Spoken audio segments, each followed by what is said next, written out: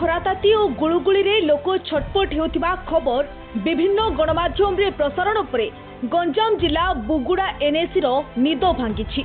जलछत्र बदल रे समस्त वार्ड रे एनएसी पक्षरु खोला जाइछि सरबत सेंटर।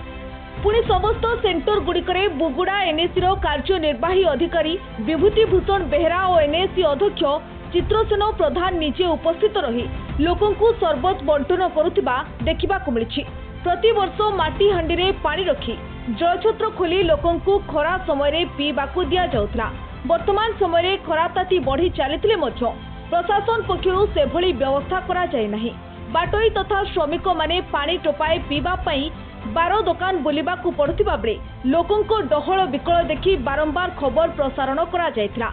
हेले आज बुगुड़ा एनएसी पक्षरु ठंडा पानी बदल रे समस्त वार्ड गुड़िकरे सरबत जोगाई दिया जायछि। एनएसी प्रशासन रो कहिबा अनुसार खरा ताती जेते दिन जाए अनुभूत हेउथिबो सेते दिन पर्यंत लोकंकु पानी बदल रे सरबत जोगाई दिया जिवो। गरीब खटिखिया दिन मजुरियाटीए खरा काଳରେ अर्थ अभावरू पानी मुंदाए छड़ा दुकानरू सरबत किणी पीबा तांको पक्षे कष्टकर होई पड़ुछि। तेणुकरी आज प्रशासन पक्षरु सरबत बंटन करा जाउछि। रिपोर्ट साधना लाइव।